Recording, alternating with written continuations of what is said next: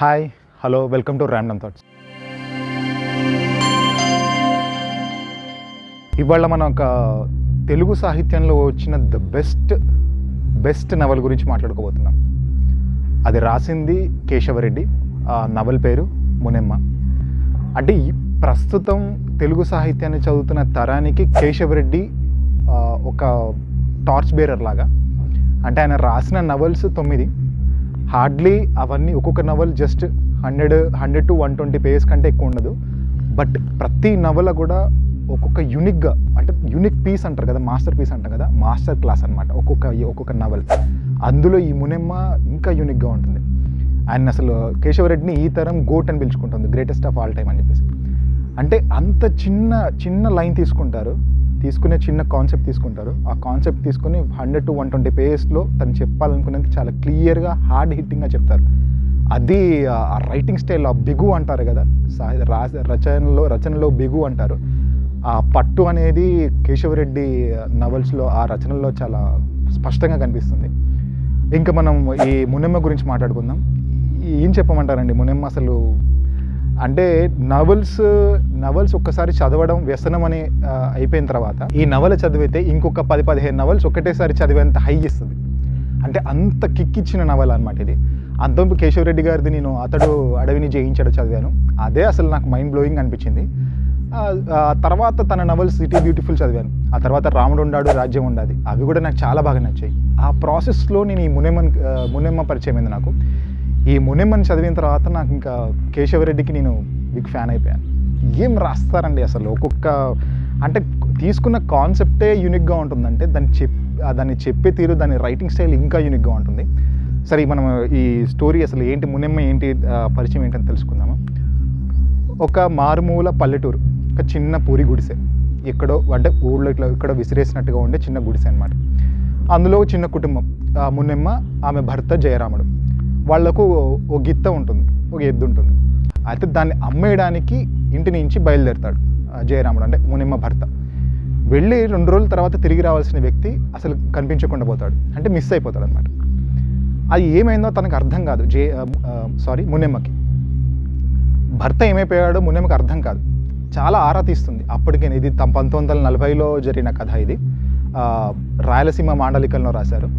అక్కడి కథ అనమాట ఇదంతా. అప్పట్లో అంత కమ్యూనికేషన్కి కూడా ఎలాంటి సాధనాలు లేవు. భర్త వెళ్ళిపోయాడు, ఒక 2 రోజుల్లో తిరిగి రావాల్సింది. ఆ గిత్తను అక్కడ పశువుల సంతకి తీసుకెళ్ళి అక్కడ అమ్మేసి ఇంటికి తిరిగి వచ్చేయాలి. ఇది యాక్చువల్లీ ఆయన ప్లాన్. బట్ ఆ ప్లాన్ మొత్తం మారిపోతుంది. ఎక్కడేదో తేడా కొడుతుంది. అంటే తను వెళ్ళే ప్రాసెస్లో ఎక్కడేదో తేడా కొడుతుంది. ఇంటికి తిరిగి రాకపోవడం వల్ల ఈమె టెన్షన్ పడుతుంది అనమాట.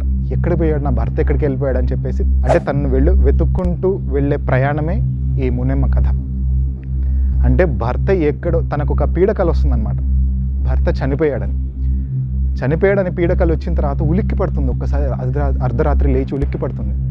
అరే ఏంటి ఇలాంటి కళ వచ్చింది, ఈయన వెళ్ళి 2 రోజులు అయిపోయింది, ఇంతవరకు ఎలాంటి జాడ లేదు, ఏం చేద్దామని చెప్పేసి తెల్లవారుజామున బయలుదేరుతుంది. ఇంకా తనతో పాటు ఇంకొక తన మరిదిని తీసుకొని బయలుదేరుతుంది. ఆ ప్రయాణమే ఇదంతా మునెమ్మ కథ అనమాట. అంటే తన భర్త ఏమైపోయాడు, మిస్సింగ్ కేసుని జనరల్గా మనం ఇంగ్లీష్ మూవీస్లో కావచ్చు, లేకుంటే మన తెలుగులో మిస్సింగ్ మిస్టరీస్ అంటాం కదా, ఆ మిస్టరీని సాల్వ్ చేయడానికి మునెమ్మ ఒక డిటెక్టివ్లా మారుతుంది అప్పటికప్పుడు. జస్ట్ ఒక నిరక్షరాస్యులు, ఏమి చదువుకొని ఒక మామూలు మహిళ మిస్ అయిపోయిన తన భర్త కోసం ప్రయాణం చేస్తుంది. మొత్తం ఎంత ట్రావెలింగ్ ఎలా ఉంటుందంటే, తన ట్రావెలింగ్ సంబంధించిన ఆ మ్యాప్ కూడా ఇచ్చారు చూడండి ఇందులో. ఎంత క్లారిటీగా రాశారండి కేశవరెడ్డి గారు. తను ఎక్కడి నుంచి ఎక్కడికి వెళ్తుంది, తన భర్త కోసం ఏ ప్రాంతం నుంచి ఏ ప్రాంతానికి. అంటే అంతకుముందే తను వెళ్ళే ఆ గిత్తని అమ్మడానికి వెళ్ళే ముందే నేను ఎక్కడెక్కడి నుంచి ఎక్కడికి వెళ్తాను, ఎక్కడ బస చేస్తాను, ఎప్పుడు అమ్మేసి ఇంటికి వస్తాను అనేది పూర్తిగా ఒక గూగుల్ మ్యాప్ లాగా చెప్తాడనమాట తన భర్త జయరాముడు. అది గుర్తుపెట్టుకొని అదే దారింబడి తన మరుదుతో పాటు కలిసి మునెమ్మ ప్రయాణం మొదలు పెడుతుంది. అసలు అంటే ఏం జరుగుతుందో తెలియదు. అంటే భర్త దొరుకుతాడో లేదో, నిజంగానే తనకు కల వచ్చినట్టుగా చనిపోయాడా, లేదా ఎక్కడన్నా అదృశ్యం అయిపోతే తను ఎలా వెతికి పట్టుకోవాలి, ఒకవేళ చనిపోయి ఉంటే అతను ఎవరైనా చంపేశారా, ఇలాంటి ఎన్నో ప్రశ్నలు అనమాట. ఆ ప్రశ్నల మధ్య ప్రయాణం మొదలవుతుంది. ఆ ప్రయాణం ఎలా ఉంటుందంటే, ప్రతి ప్రతి దారిలో కంకర భయంకరమైన చీకటి ఎంత ఉన్నా కూడా తనకి ఎక్కడ కూడా భయపడదు. ఖచ్చితంగా తన భర్తను కలుసుకోవాల్సింది. ఒకవేళ తనని ఎవరైనా చంపితే ఆ హంతకులనైనా పట్టుకొని చంపేయాలి అనే ఒక సబ్కాన్షియస్లో అదే ఆలోచనలతో బయలుదేరుతుంది అనమాట. అంటే ఖచ్చితంగా నేను ఏదో విధంగా ఆ మిస్టరీని ఛేదించాలి. ఒకవేళ చంపితే అది ఎవరు చంపారనేది తెలుసుకోవాలి కదా అనే ఒక బలమైన సంకల్పంతో బయలుదేరుతుంది అనమాట ఇంటి నుంచి తన మరిదితో కలిసి. ఒక్కొక్క ఆ జర్నీ చేసేటప్పుడు భయంకరమైన సవాళ్ళు వస్తుంటాయి తనకి. అంటే ఎవ్వరు సరిగ్గా సమాచారం ఎవరిని అడిగినా కూడా పోలీసులను కలవండి అంటారు. తనకేంటంటే పోలీసులను కలవడం కన్నా అసలు తన భర్తకి ఏం జరిగిందో తెలుసుకోవాలన్న ఒక ఆరాటం ఉంటుందన్నమాట. అది ఖచ్చితంగా నేనే తెలుసుకోవాలి, అది నేనే చేయాలని చెప్పేసి చాలా మొండిగా బయలుదేరుతుంది. ఏం లేదు, చేతిలో ఒక సంచి, అంటే మారు చీర అంటాం కదా, అంటే ఇంకో కట్టుకోవడానికి, అంటే ఒంటి మీద ఉన్న చీర కాకుండా కట్టుకోవడానికి ఇంకో చీర పెట్టుకొని ఊరికి ఏదో కొంచెం తినడానికి కట్టుకొని బయలుదేరుతుంది అనమాట మరిదితో కలిసి. అంటే దీంట్లో 2 క్యారెక్టర్స్ ఉంటాయి, తరుగులోడు, మందులోడు అని ఉంటారు, ఇద్దరు ఉంటారు క్యారెక్టర్స్. తరుగులోడు అంటే ఏంటంటే ఆ పశువుల సంతలో పశువుల్ని బేరం పెట్టి వాళ్ళకి డబ్బులు ఇప్పించేవాడు, అంటే జస్ట్ లైక్ మధ్యలో దళారి లాగా అనమాట. మందులోడు ఏంటంటే ఆ పశు వైద్యుడు. వీళ్ళిద్దరు మెయిన్ క్యారెక్టర్స్. ఈ జయరాముడు గిత్తని తీసుకుని ఇంటి నుంచి బయలుదేరిన తర్వాత వీళ్ళిద్దరే పరిచయం అవుతారు. వీళ్ళిద్దరితోనే కథ అంతా మొదలవుతుంది, అక్కడితోనే ఎండ్ అవుతుంది అనమాట. మునెమ్మ తన ప్రయాణం మొదలుపెట్టిన తర్వాత భర్త ఎక్కడెక్కడైతే తిరిగాడో అక్కడక్కడ ప్రతి ఒక్క చోటికి వెళ్తుంది, వాకప్ చేస్తుంది. అంటే ఎవరు ఏం చెప్తారు, ఎవరు ఎలా మాట్లాడతారు, వాళ్ళ మాటల్లో నిజం ఎంత, వాళ్ళు చెప్పేది నిజమేనా, ఎందుకు ఒకవేళ అబద్ధం చెప్తే ఎందుకు అబద్ధం చెప్పారు, ఇలా ప్రతి ఒక్కటి ముందే తనలో ఒక నిక్షిప్తం చేసుకుంటుంది అనమాట. అంటే ఏ పరిస్థితి వస్తే ఎలా రియాక్ట్ అవ్వాలనేది ముందే తను ఒక ఫిక్స్డ్ మైండ్ సెట్తో బయలుదేరుతుంది. అలా వెళ్ళినప్పుడు ఫస్ట్ తరుగులోడిని కలుస్తుంది. వాడు ఒక కథ చెప్తాడు, అందులో ఏదో కొంచెం చిన్న తేడా ఉంది, ఏదో అబద్ధం ఉందని గ్రహిస్తుంది. అక్కడి నుంచి ఇంకో దగ్గరికి వెళ్తుంది, మందులోడి దగ్గరికి వెళ్తుంది. ఆ మందులవాడు అప్పటికే ఆల్మోస్ట్ ఇంకా చనిపోయే పరిస్థితిలో ఉంటాడు. అక్కడికి వెళ్ళినా కూడా తనకి ఎలాంటి సమాచారం ఉండదు, అంటే ఎలాంటి వివరాలు అందదు తన భర్త గురించి. కానీ ఆ రెండింటిని లింక్ చేస్తూ, అంటే తరుగులోడు మందులోడు ఇద్దరు చెప్పినా చెప్పకపోయినా వాళ్ళ మాటల ద్వారా గ్రహించిన నేర్పరితనం మునెమ్మ దగ్గర ఉంటుంది. చదువుకోలే కావచ్చు, బట్ ఆమె ఆ ఐక్యూ తనకుంది. వాళ్ళిద్దరు చెప్పిన మాటల్ని లింక్ చేస్తూ ఆ మందులోడి కొడుకుతోని చివరికి ఏంటంటే ఆ మిస్టరీని సాల్వ్ చేయడానికి ఆ మందులవాడి కొడుకుతోని మాట్లాడుతుంది. అది కూడా ఒక సెంటిమెంట్ అంటే ఒక బ్లాక్మెయిల్ చేస్తుంది అనమాట. సెంటిమెంటల్గా బ్లాక్మెయిల్ చేసి మరీ తను కూర్చోబెట్టి మాట్లాడిన తర్వాత ఆ మిస్టరీ అంతా తేలుతుంది. ఇది ఇట్లా జరిగిందని.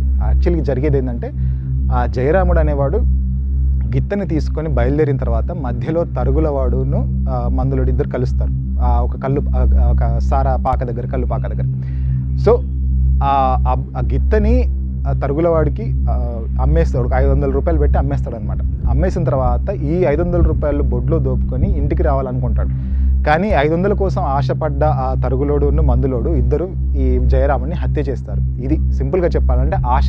వాళ్ళ మధ్య ఎలాంటి శత్రుత్వం ఉండదు, కేవలం ఏంటంటే 500 రూపాయల కోసం ఆ కకృతితోని ఆ జయరాముని చంపేసి ఎక్కడో పడేసిపోతారు, చెరువులో పడేసి వెళ్ళిపోతారు.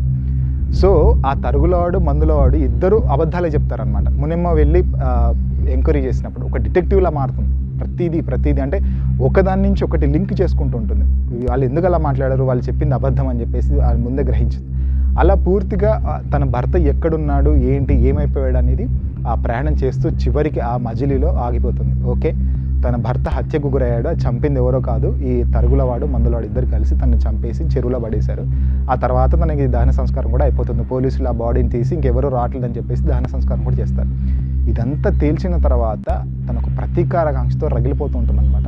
ఎట్లా చేసి ఆ మందులవాడు ఏంటంటే అప్పటికే వాళ్ళ గిత్త జయరాముడి గిత్తే వీడిని జయరాముడిని చంపడానికి వెళ్ళినప్పుడు ఆ గిత్తే వాళ్ళ మీద అటాక్ చేస్తుంది అనమాట. అటాక్ చేసినప్పుడు ఆ మందులవాడికి వెన్నుపాము విరిగిపోయి మంచాన పడి చనిపోతాడు. మిగిలింది ఒక తరుగులవాడు ఒక్కడేమాట. అయితే ఆ క్యాండిడేట్ని చంపేయాలని ఆ ప్రతీకారంతో ఆ మరిదితో కలిసి వెళ్ళి ఆ తరుగులవాడిని చంపేస్తుంది అనమాట. ఇది అంటే కంప్లీట్గా చెప్పాలంటే ఒక రివెంజ్ స్టోరీ ప్లస్ అదే ఒక మిస్టరీ ప్లస్ రివెంజ్ రెండు కలిపి ఉన్న ఒక కథ అనమాట ఇది. అంటే ఇది నేను ఓవరాల్గా స్టోరీ చెప్పాను, లైన్ చెప్పాను, బట్ అది చదువుతుంటేనే ఇంకా ఫీల్ ఎక్కువ తెలుస్తుంది. అంటే ఒక్కొక్క వాక్యము దీంట్లో అసలు నాకు చాలా బాగా నచ్చింది ఏంటంటే ఏ మాత్రం చదువుకొని ఒక మునెమ్మ తనలో ఒక డిటెక్టివ్ని బయట తీస్తుంది. అసలు అది ఆ క్యారెక్టర్ ఆర్క్ అంటాం కదా, అది ఎలా సాధ్యమైందనేది దీంట్లో ఈ నవలలో మనం చాలా క్లియర్గా చెప్తారనమాట. అంటే లాస్ట్లో ఒక డైలాగ్ ఉంటుంది దీంట్లో, అవసరం అన్నీ నేర్పిస్తుందిరా సినబ్బా, ఈ సూత్రం గొడ్డులకు కూడా వర్తిస్తుంది అంటది చివర్లో లాస్ట్ అనమాట. అంటే యాక్చువల్గా మున్నెమ్మ నవల మీద ఒక చిన్న క్రిటిసిజం ఉంది. అంటే ఏమి చదువుకొని మహిళ అంత ఆలోచించి అంత చేసి అంత డిటెక్టివ్లా ఎలా మారిపోతుంది అనేది ఒక చిన్న క్రిటిసిజం ఉందన్నమాట. దానికి సింపుల్గా ఆ లాస్ట్ లైన్లో చెప్పేశారు, అవసరం అన్నీ నేర్పిస్తుందని. అవును, అంటే తను ఆ మున్నెమ్మ అనే మహిళ అంతకుముందు ఒక సాధారణ మహిళ కావచ్చు, కానీ తను ఒక సంకల్పంతో బయలుదేరింది. తన భర్తని వెతకడానికై తన భర్తని వెతకాలనే ఒక సంకల్పంతో తన ప్రయాణం మొదలుపెట్టినప్పుడు తనలో తెలియకుండానే తనలో ఇన్నర్గా ఆంతరంగికంగా ఉన్న ఒక శక్తి ఏదో తనని నడిపించింది ముందుకి. ఆ శక్తి అదే తనని అంత డిటెక్టివ్లా మార్చేసింది అనమాట. సో ఆ విమర్శలకి ఆ ఒక లైన్ సమాధానంలా అనుకోవచ్చు. ఇంకా దీంట్లో చాలా లైన్స్ ఉంటాయి. ఇంకొకటి ఏంటంటే తన మరిదితో కలిసి బయలుదేరే ముందు తయారవుతుందని చెప్పాను కదా, ఒక సంచి పెట్టుకుంటారు కదా, అంతవరకు మరిదిని వద్దంటుంది. అయితే కత్తి, ఒక వేట కత్తి, ఒకవేళ ఏమైనా అవసరం పడుతుందేమో అని ఒక వేట కత్తి సంచిలో పెడుతుంది అనమాట. ఆ మరిది చూసి మరిది వచ్చిన తర్వాత నేను కూడా వస్తానని చెప్పేసిన తర్వాత వేట కత్తి తీసి సింపుల్గా ఆ సంచిలో నుంచి బయట తీసేస్తుంది. వీడు అడుగుతాడు, ఏంటోదినా ఎందుకు అట్లా తీసేస్తున్నావు అంటే, నువ్వు ఉండవేమో అనుకున్నాను, బట్ నువ్వు వస్తున్నాక ఈ వేట కత్తితో అవసరం ఏముందని చెప్పి సింపుల్గా తీసి బయటపెడుతుంది. అంటే మరిదిని ఎంత నమ్ముతుంది, వాడి బలం ఏంటి, వాడి శక్తి ఏంటి అనేది ఒక సింపుల్ డైలాగ్తో చెప్పేస్తాడు అనమాట. అఫ్కోర్స్ తన వెనక ఒక అండగా మాత్రం నిలబడతాడు, మిస్టరీ అంతా తనే ఛేదిస్తుంది. బట్ తనకు ఒక అండగా నిలబడిన ఆ వ్యక్తికి ఎంత విలువ ఇస్తుంది అనేది ఆ సింపుల్ డైలాగ్తో, అంటే నువ్వు ఒక వేట కత్తి లాంటి వాడివి నా చేతిలో ఉన్నాగా ఇంకా నాకు వేరే అవసరం లేదు, ఆయుధం అవసరం లేదని చెప్పి అక్కడ పెట్టేస్తుంది అనమాట. అది మంచి ఎలివేషన్ ఇస్తే బెస్ట్ సీన్ అనమాట. అది ఒక అంటే రాజమౌళి లాంటి దర్శకుడి చేతిలో ఈ నవల కోయల సినిమాగా రూపుదిద్దుకుంటే మాత్రం అంటే మంచి ఎలివేషన్స్ ఇచ్చి దాన్ని ఒక రేంజ్లో తీసుకెళ్లే అంత సత్తా ఉన్న స్టోరీ ఇందులో ఉంది. దీంట్లో ఇంకా చాలా డైలాగ్స్ ఉంటాయి. అంటే మాట్లాడుతుందిరా సినబ్బా, మనం వెళ్ళే దారిలో ప్రతి కంకర కూడా మాట్లాడొద్ది అవసరమైనప్పుడు అంటుంది. అంటే తనకి ఎంత బలం ఉంటే, ఎంత సంకల్పం ఉంటే అంత అంటే గుడ్డిగా బయలుదేరుతుంది అంతే. తనకి ఆ తర్వాత ఏం జరుగుతుందని తనకు తెలియదు. అంటే తను అసలు ఆ మిస్టరీని ఛేదిస్తుందా లేదా, తన భర్త ఎక్కడున్నాడో, తను ఏమైనా సాధిస్తుందా ఏదో అని బయలుదేరుతుంది. బట్ తనకేంటంటే ఒకటి ఆత్మవిశ్వాసం అనమాట. నేను వెళ్ళే దారిలో ప్రతి ఒక్కటి నేను సాల్వ్ చేసుకుంటే వెళ్ళగలను అని ఒక నమ్మకం అనమాట. ఆ ఆత్మవిశ్వాసంతోనే అడుగేస్తుంది ప్రతిదీ. అంటే చూడండి, కంకర్రాయి కూడా మాట్లాడుతుందట టైం వచ్చినప్పుడు అని అంటే అంత ఆత్మవిశ్వాసంతో ఉంటుందన్నమాట. ఇంకొకటి ఏంటంటే దీంట్లో ఇంకో హైలైట్ డైలాగ్ ఏంటంటే, మనిషిలో ఎవరమే అట్లా ఉంటుందిరా సినబ్బా, మనకు తెలిసిన వాటి గురించి మాత్రమే ఆలోచిస్తాం, తెలియని వాటి గురించి వదిలేస్తాం. కానీ తెలియని వాటి గురించి ఆలోచించినప్పుడు మనకు ఇంతవరకు మనం ఏం సాధించలేము అనుకున్న విషయాలన్నీ మనం ఒక్కసారిగా మన కళ్ళ ముందుకు వచ్చేస్తే ఆ సాధించడానికి మనకు ఒక ఊతం దొరుకుతుంది అని చెప్తుందన్నమాట. అంటే ఏదో మిస్టరీ ఉంటుంది. తన భర్త కనిపించకుండా పోయాడు, ఏదో మిస్టరీ ఉంది. బట్ మనం ఏదైతే మన కళ్ళ ముందు ఉందో దాన్ని నిజమని నమ్ముతున్నాం. కళ్ళ ముందు లేనివి బ్యాక్గ్రౌండ్లో జరిగినవేవో ఉంటాయి, వాటి గురించి తెలుసుకుందాం. వాటి గురించి తెలుసుకుంటే ఆటోమేటిక్గా తన భర్త ఎక్కడున్నాడో తెలిసిపోతుంది అని చెప్పడం అనమాట. ఒక తాత్వికత ఉంటుంది, తన ప్రతి మాటలో తాత్వికత ఉంటుంది. మారుమూల పల్లెలో ఉన్న ఒక మహిళకి అంత తాత్వికత, అంత ఫిలాసఫీ ఎలా అబ్బిందనేది అది పూర్తిగా తన అవసరం నేర్పించిన ఇదనమాట. అదంతా అవసరం వచ్చినప్పుడు ప్రతిదీ నేర్పిస్తారని ఇందాక డైలాగ్ గురించి మాట్లాడుకున్నాం కదా. సో ఏంటంటే ఇది పూర్తిగా అంటే ఒక అడుగు పెట్టినప్పటి నుంచి, బయట ఇంట్లో నుంచి అడుగు పెట్టినప్పటి నుంచి ఆ తరుగుల వాడిని చంపేంత వరకు, ఇంటికి నుంచి బయట అడుగు పెట్టినప్పటి నుంచి ఆ తరుగుల వాడిని చంపేసి ప్రతీకారం తీర్చుకున్నంత వరకు ఆమె ఒక రకమైన అసలు ఆ మునిమ కాదు, ఇంకెవరో మహిళ.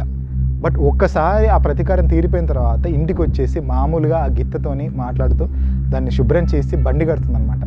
అంటే అక్కడికి అయిపోయింది తన ఒక అవతారం లాగా అనమాట. జస్ట్ అక్కడి వరకే తను కాని మునెమ్మ, అక్కడి వరకు అది అయిపోయిన తర్వాత మళ్ళీ సాధారణ మహిళగా ఇంటికి వచ్చేసి వ్యవసాయం చేసుకుంటూ కూలి చేసుకుంటూ బతుకుతుంది అనమాట. అంటే పరిస్థితి వచ్చినప్పుడు మనిషి ఏ విధంగానైనా మారిపోతాడు అని చెప్పే పుస్తకం ఇది.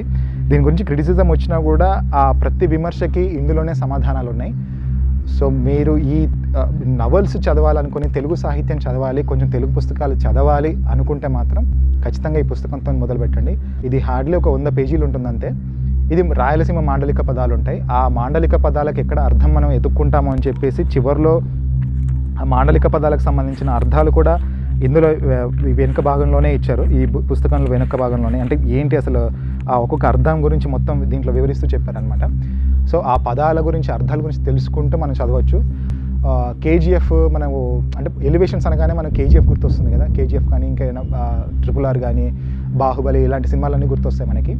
అంటే బుక్స్లో అలాంటి నవల అనమాట ఇది. అలాంటి నవల్ అంటే మనకు మంచి ఎలివేషన్స్, మన ఒక హై ఇచ్చే నవల్ ఇది. And don't forget to subscribe random thoughts. Thank you.